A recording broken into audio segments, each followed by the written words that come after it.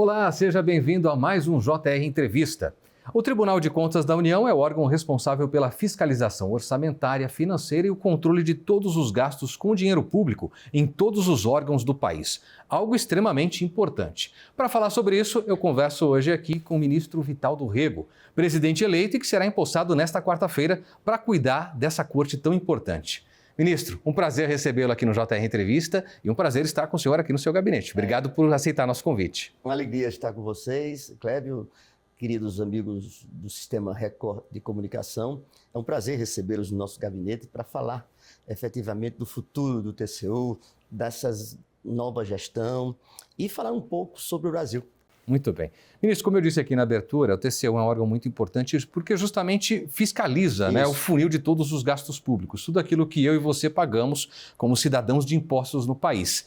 Explica para o nosso telespectador, para o nosso internauta, aqueles todos que nos assistem, a importância e, de fato, quem é que passa, quais são os órgãos governamentais que são fiscalizados pela Corte. Todos os órgãos que têm ligação com o erário público. A Constituição Federal define nos seus artigos 70 a 72 que cabe ao Tribunal de Contas da União a fiscalização dos atos administrativos e dos recursos que são repassados para estados, municípios, órgãos não governamentais, organizações não governamentais e até iniciativa privada. Não há um só processo de controle que não passe pela nossa avaliação. Então, são nove ministros, como presidente, não exerce as relatorias, então eles são distribuídos para 8 ministros.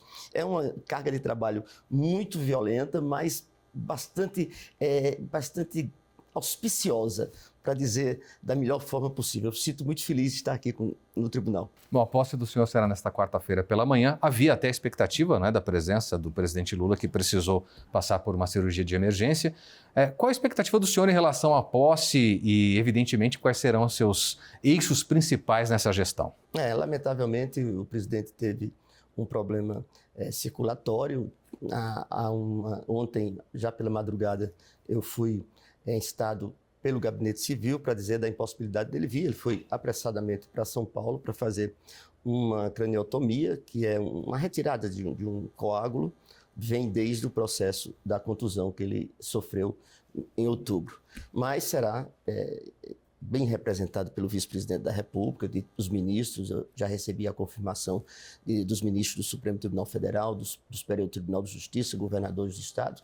Enfim, será uma posse extremamente participativa, porque o TCU quer ser esse veículo agregador. E esse é o primeiro ponto da resposta que eu posso lhe dar. O TCU ser um veículo agregador de relacionamento institucional. Nós vamos ter com os poderes da República, guardado as nossas autonomias, a nossa independência, mas vamos ter com esses poderes uma relação mais próxima para afirmar pautas comuns, para destravar a economia do Brasil, para melhorar o ambiente social. Enfim, o TCU vai ser, como cada vez mais um órgão acessível à população. E você pode me perguntar qual o maior foco da sua gestão. Eu digo que é o cidadão. O cidadão será o foco da gestão. É a parte central do nosso trabalho. É o começo e o fim de todo o nosso ofício. É o alfa e o ômega do nosso desempenho. Aqui nós vamos pensar tecnicamente, mas pensar praticamente, de forma prática. O que é que nós, servidores, auditores e ministros, estamos fazendo para melhorar a vida das pessoas? Se aquele processo que nós estamos analisando vai efetivamente trazer um resultado social. Então, o cidadão é o foco. A relação interpoderes será um dos meios para alcançar esse foco. Até porque, no Brasil, os poderes são legalmente e democraticamente constituídos pelo povo brasileiro. Exato. Bom, o senhor assume o tribunal no momento que se discute muito a questão da rastreabilidade e transparência do orçamento secreto, que envolve inclusive as emendas PIX, o dinheiro que os parlamentares, deputados e senadores destinam para os seus locais, onde foram eleitos, seja em obras, em projetos de modo geral. E uma das decisões do STF, do ministro Flávio Dino, é que o TCU terá 60 dias para verificar a apresentação dos planos das emendas PIX. Gostaria de saber como é que o senhor vê essa decisão do Supremo e como é que o TCU pretende atuar justamente nessa fiscalização. Durante os últimos anos, o orçamento da República teve algumas modificações. Nós tivemos emendas chamadas RP6, RP7, RP8, RP9, que são emendas para a sociedade, são emendas feitas ou pela comissão, ou pelo relator do orçamento, ou por alguém que possa representá-lo, por exemplo, um presidente ou um coordenador de bancada. Então, cada emenda dessa tem uma tipologia. E essa tipologia, ela foi questionada pela imprensa, inclusive chamando-a de emenda secreta, né, orçamento secreto, né? E depois veio a emenda PIX por força, né, da necessidade de dar mais transparência ao processo. O TCU ele tem a responsabilidade de acompanhar desde a saída da emissão da nota de empenho daquele convênio firmado até a conclusão daquela obra, seja feita pelo Estado ou pelo município. Então, nós vamos fiscalizar aquela obra e precisamos de transparência para fiscalizar. Havia alguns problemas na emenda PIX, que o Supremo Tribunal Federal decidiu criar uma série de critérios, bem como nas emendas de bancada. A nós cabe efetivamente ver o julgado do Supremo Tribunal Federal e aplicar esse julgamento junto a esse trabalho que nós vamos fazer de rastreabilidade. Sabe que, ministro, de modo geral, o senhor que passou pelo Senado, né, foi senador, um brilhante senador, sabe que no parlamento muito se discute a interferência do judiciário no legislativo, principalmente quando se fala dessa questão de orçamento. E aí a gente vai para aquelas decisões todas, desde a ministra Rosa Weber, que apontavam para a falta de rastreabilidade, de transparência. O senhor vê essa questão realmente precisava dar transparência a esses recursos? Eu acho que a transparência é um princípio do direito administrativo, efetivamente. Deve ser um princípio até de vida de cada um de nós. Ter uma vida transparente, e o homem público, mais do que nunca, precisa mostrar essa transparência. O Congresso é a casa das leis. Quem produz a lei são os congressistas, deputados e senadores. Cabe ao Supremo intervir quando há litígio, quando há dúvida constitucional. Certo? E como houve essa dúvida constitucional, desde o momento, como você bem colocou, da ministra Rosa Weber, questionar essa transparência ou essa rastreabilidade, a necessidade de mais informações acerca do processo, né, do processo de execução orçamentária, aí cabe ao Supremo fazer efetivamente o trabalho de retirar as dúvidas, devolvendo a matéria para o Congresso, que é quem legitimamente pode resolvê-las. O Congresso, inclusive o Congresso já votou agora recentemente uma matéria já com avanços muito claros com relação a isso. Ainda na questão de interferência, ministro, muita gente também fala que, de certa forma, esses orçamentos, né, as emendas dos relatores, emenda PIX, orçamento que ficou designado como secreto, são uma espécie de interferência do Congresso, do Poder Legislativo no Executivo, porque se apropria de uma gorda fatia do orçamento sem um planejamento público. O senhor vê essa conexão também dessa espécie de interferência ou não? É exagero? Kleber, eu acho que as políticas públicas ela tem que ter planejamento, tá certo? E tem que ter uma execução clara, porque o interessado final, vocês vão me ouvir muito falar em cidadão, cidadania. O interessado final é o cidadão. Esse que é quem recebe os resultados da boa prestação de serviços. O que eu vejo é que eu fui congressista, eu fui deputado federal, eu fui senador. Então, ao longo da minha passagem pelo Senado e pela Câmara, inicialmente pela Câmara, depois pelo Senado, eu vi que o Congresso Nacional cresceu muito em termos orçamentários, em termos de receitas orçamentárias. Foi crescendo, e isso efetivamente é um desejo de qualquer parlamentar ter o controle, ter o comando do orçamento, né, do orçamento para o seu município, para o seu estado. Só que no Brasil acontece um grave problema. O poder orçamentário do executivo é muito pequeno. O que nós chamamos de receita discricionária. São as receitas onde o executivo, através das suas políticas públicas, encaminha os recursos para este ou aquele ministério executar essas políticas públicas. Essa receita vem diminuindo ao longo do tempo, por força de uma negociação legítima do Congresso com o Executivo. Se hoje o governo tem problemas porque tem pouca receita para distribuir nessas políticas, efetivamente houve antes um acordo com o Legislativo, com o Senado, com a Câmara, com o Congresso Nacional. Eu sempre digo que nós, no TCU, somos um órgão técnico. E esse órgão técnico tem que balizar as nossas relações, porque nós temos aqui o maior e o melhor base de dados da América Latina.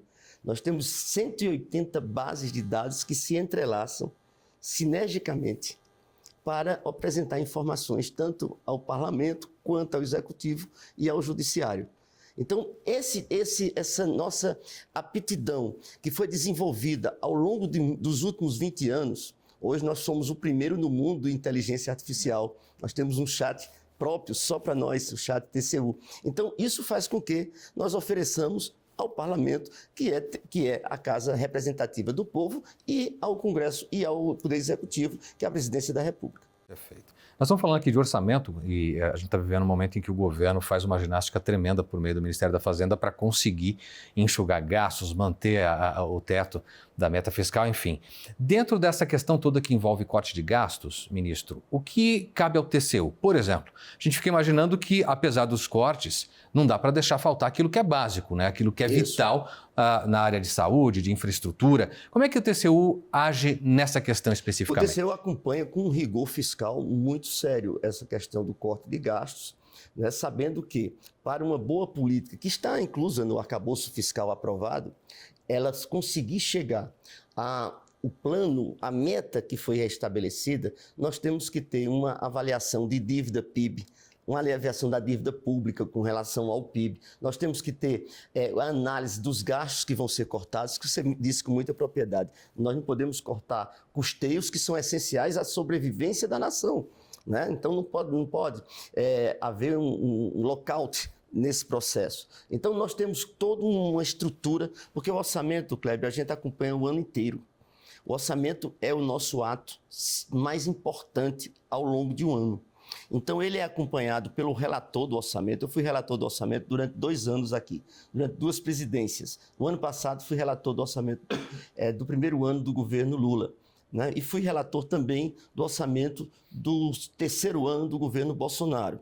Então, a gente acompanha o orçamento, a execução orçamentária, a cada bimestre.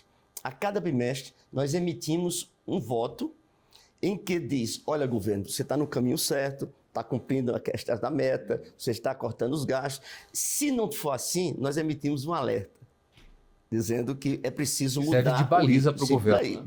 Então, a cada quadrimestre, a cada dois meses, nós fazemos isso. E a cada 4 meses, nós emitimos um relatório mais longo dessa execução orçamentária, fazemos 2 relatórios de quadrimestre e os relatórios bimestrais. Com isso, a nossa proposta fica pronta para o plenário votar, que é a nossa posição do TCU. O TCU não julga as contas. Quem julga as contas é o Congresso Nacional, né? Mas o TCU emite o seu parecer sobre as contas, né? E isso tem sido um trabalho muito importante que a sociedade acompanha e o TCU disponibiliza através dos seus canais respectivos. Vamos falar de um outro assunto, ministro, que de certa forma tem também levantado muita polêmica, que são os presentes dados em viagens a outros países para presidentes da República, geralmente viagens de contexto diplomático, né? A gente viu tudo que envolveu os presentes dados ao ex-presidente Jair Bolsonaro, que são agora alvo de investigação em inquéritos que tramitam no STF, porque, de certa forma, se alega, né, a comercialização ou tentativa de negociação de alguns desses presentes em outros países, ou o que quer que seja. O TCU decidiu que agora vai avaliar os presentes dados ao presidente da República ao final de cada mandato. O senhor acredita que essa medida coloca fim a esse imbróglio, a essas polêmicas? E como garantir de fato que aquilo que vem ao Brasil para o país seja de fato dado ao Tesouro, né, aos cofres públicos, e aquilo que é um presente personalíssimo que foi dado ao presidente pessoa, não ao representante do país, fique com ele? Como fazer essa separação, afinal de contas? Através da lei. Nós agora... Tem dois aspectos importantes a ser tratados nesse processo. O TCU está avaliando se, como você bem o colocou, se aquele presente é dado à figura, à pessoa, digamos, a pessoa física. Exato. Não o presidente, não a o ser humano. jurídica, que é o presidente da República, né? Então, essa é a primeira coisa. Depois, o valor, a mensuração do valor desse presente, né? Até porque por trás dessas regras, há de ter também ética. Então, nós precisamos mensurar tudo isso. O processo já foi votado um processo, nós estamos agora monitorando anualmente esses presentes para que saibamos separar, digamos assim, o que são presentes personalizados por preços adequados, né? Preços comerciais adequados, e o que são presentes dados à figura do presidente da República. Perfeito. Ministro, o governo federal tem celebrado a repactuação de pelo menos 14 contratos de rodovias, né? São licitações que vinham de alguma forma dando problema a essas concessionárias, inclusive de pedágios, não só rodovias, deixaram de cumprir com as suas obrigações e aí ficaram inadimplentes, isso tudo precisou ser renegociado. É algo que promete evitar um rombo também nas contas públicas, né? A ideia é continuar com isso? Como é que vocês vão fazer essa repactuação? Vai ser algo anual? Dá um panorama geral para a gente dessa questão. Clébio, nós tivemos aqui um dos momentos mais importantes dessa gestão do presidente Bruno Dantas, através de uma ideia sua, com o nosso apoio, discutindo, e de todos os ministros, discutindo uma forma de mudar a litigância no Brasil. O Brasil é um país que o litígio muitas vezes acontece para a satisfação de outros interesses e não do interesse público, né? E acontece exatamente isso, uma concessão que não cumpre o seu desiderato social e econômico, ela vai para o litígio, porque a concessionária responsabiliza o governo cobra da concessionária, e no meio disso aconteceram problemas que a concessionária coloca como inevitáveis e que esses problemas geraram prejuízo e que o contrato está em litígio. O que é que o TCU fez? O TCU criou uma secretaria especializada no consenso. Hoje o consenso é uma revolução no direito administrativo, porque você não pode apostar na briga se você pode ter a paz. Né? Se você não pode. Então, o que é que o TCU fez ao longo desses últimos meses, desde março que nós estamos trabalhando isso? Você chama os setores, você é provocado pelo governo. Vamos, por exemplo, temos um problema numa rodovia, ou fizemos agora. O primeiro foi naquela questão das reservas de energia. Havia no governo passado uma contratação por força de uma emergência de reservas com custo muito alto, né, das plataformas de energia. Navios que estavam vindo, né, estavam cobrando. E isso influenciava diretamente na conta de energia elétrica do pobre, do contribuinte, do alto cidadão. Exato. O que é que nós fizemos? Chamamos as partes. Fomos provocados pelo Ministério de Minas e Energia, chamamos o poder público através da AGU, da CGU e do Ministério competente, que é o Ministério de Minas e Energias. Do outro lado, chamamos a empresa e o TCU ficou balizando a negociação entre o público e o privado para, ao final desse processo, julgá-lo. E o que é que aconteceu? Graças a esse trabalho, o povo brasileiro recebeu uma economia de 580 milhões de reais, que influenciará direto na conta do contribuinte. Quer dizer, é aquela velha questão que eu tratei primeiro. O que é que nós podemos fazer, sempre analisando que por trás de um papel cheio de números está uma vida. Verdade. Ministro, a gente sabe que... Por favor. Só para colocar para você uma coisa. Nós temos hoje, fizemos já 12 acordos de consenso, já aprovados pelo TCU em rodovias, em ferrovias, em aeroportos. Estamos com 30 outros acordos sendo estudados por nós. Quer dizer, ao final desse processo, nós vamos contribuir para destravar a economia. Aquilo que estava em litígio durante 20, 30 anos, né? Com as pessoas perdendo as condições ou de operar ou de receber o bem público, voltou à ordem do dia com o destravamento dessa economia. E, de certa forma, esse destravamento leva até a geração de empregos, porque na medida em que essas empresas retomam obras, enfim, se contrata trabalhadores. É impressionante como o mercado, é um termo muito abstrato, mas é o que se diz no Brasil, como o mercado absorveu essa SESEX Consenso como uma âncora, porque a credibilidade do TCU, né, é muito grande, graças ao nosso trabalho, a Deus e ao nosso trabalho. Nós temos uma credibilidade social muito grande e isso nos faz ser responsáveis cada vez mais por um órgão que tem 130 anos, 135 anos de vida, Para o ano nós vamos completar 135 anos de existência. Então, um órgão desse tão longevo, ele tem que ter sempre a atenção de manter-se absolutamente linkado com a sociedade. E para isso nós temos que ter uma transparência absoluta, uma correção absoluta, e isso é o que eu sei que todos os nossos ministros estão comprometidos. Perfeito. Ministro, a gente vai continuar já nosso bate-papo, porque o JR Entrevista vai agora a um rápido intervalo, mas é bem rapidinho. A gente volta já. Estamos de volta com o JR Entrevista, que hoje conversa com o ministro Vital do Rego, presidente eleito do Tribunal de Contas da União. Ministro, a gente estava falando muito sobre essa questão de fiscalização e os agentes públicos, parlamentares, enfim, podem também solicitar informações ao TCU. Tanto que parlamentares da oposição pediram informações sobre o Correio. E o que se alega é aí uma má gestão que pode levar a um prejuízo de 2 bilhões.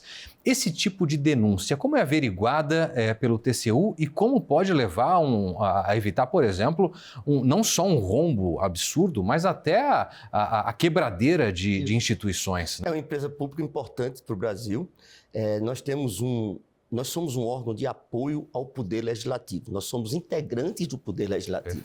Então, é prioritário que as solicitações do Congresso Nacional elas recebam um tratamento no TCU de forma rápida e urgente. E esse processo está sendo averiguado, investigado pelos órgãos competentes do TCU, através dessa solicitação que foi feita, e eu espero que logo nos primeiros meses do ano nós tenhamos definido o grau de ação, de responsabilidade, se há ou não responsabilidade de agentes públicos nesta monta que foi denunciada pela oposição, pela solicitação do Congresso Nacional. Nós temos 20% aqui de ações que são feitas anualmente por solicitação do Congresso Nacional, ou auditorias, ou acompanhamentos, ou representações.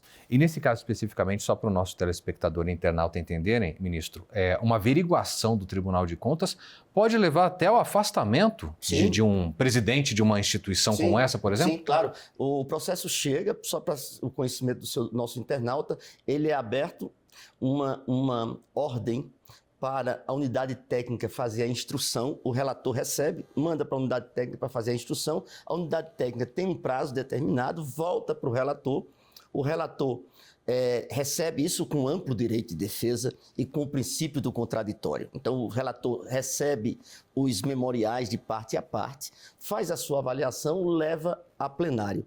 O resultado do plenário é a possibilidade de uma tomada de contas especial para levantar o dano e a responsabilidade. Não apenas o dano, mas quem é responsável. E a partir do dano e da responsabilidade, nós haveremos de imputar àquele agente administrativo as penas que são próprias dentro do direito administrativo, inclusive o seu afastamento. Perfeito. O senhor falou muito sobre a questão de prestar serviço ao cidadão. E a gente sabe que o cidadão, de fato, que está na ponta, na outra ponta da linha, é aquele que paga imposto. É o que mora nas cidades administradas por prefeitos e os estados pelos governadores. Esses também estão sob o guarda-chuva de vocês. O que gastam, deixam de gastar. Nenhum agente é melhor para fiscalizar do que o cidadão que paga imposto. Como trazer esse cidadão para mais perto do TCU? Você exatamente encarnou tudo que é a nossa gestão. E eu vou dar um exemplo só. Como o cidadão pode nos ajudar? Nós estamos desenvolvendo um aplicativo por conta das obras inacabadas. O Brasil é um cemitério de obras inacabadas. Temos 52% das obras contratadas no Brasil paradas, absolutamente paradas, principalmente em saúde e educação. 72% dessas obras são saúde e educação, isso quer dizer creche, escola e UBS. Então, deixa de atender quem? O cidadão. E principalmente quem? O cidadão mais pobre, o cidadão hipossuficiente. Então, você imagina, se o cidadão se envolver conosco e aceitar o nosso convite para se capacitar e ser um auditor social. Veja bem, o que é o auditor social? Ele tem lá no smartphone dele um aplicativo que o TCU manda, ele vê uma obra parada, fotografa aquela obra, bota as informações, coloca as informações necessárias, imediatamente online via o TCU. O TCU analisa a informação dele e vai a campo. coisa boa, olha. Em tempo real, quer dizer, então é essa sinergia que eu quero oferecer ao país, fazer do cidadão esse fiscal para ele mesmo. Né? Meu bairro tem minha creche abandonada. Pra você ter uma ideia, nós temos hoje a possibilidade de retomar essas creches e escolas, abrir 780 mil vagas em creche e em escola. Se as obras são 3.700 creches e escolas que estão abandonadas, se a gente fizer um trabalho do FNDE, um trabalho de recuperação e reconstrução dessas creches e escolas, nós vamos abrir 780 mil vagas escolares. Olha, é uma prestação de serviço direto ao cidadão excepcional. Bem, ministro, muito obrigado por nos receber. Desejamos ao senhor sucesso nessa gestão e conte conosco. Record sempre de portas abertas para o senhor. Eu agradeço a você, agradeço ao pessoal da Record. Um abraço à sua diretoria, que eu quero tanto bem. Nós temos uma relação muito próxima. A Record presta um grande serviço à nação. Fiquei muito feliz em recebê-los. É a minha primeira grande entrevista nesse momento de posse, né? Mas sempre haverei de estar disponível para atender vocês. Muito obrigado. Nós que agradecemos, inclusive, a exclusividade da entrevista antes da posse, né? Muito obrigado mesmo, uma honra para a gente. Obrigado também a você que esteve conosco. A gente se vê no próximo JR Entrevista. Até lá.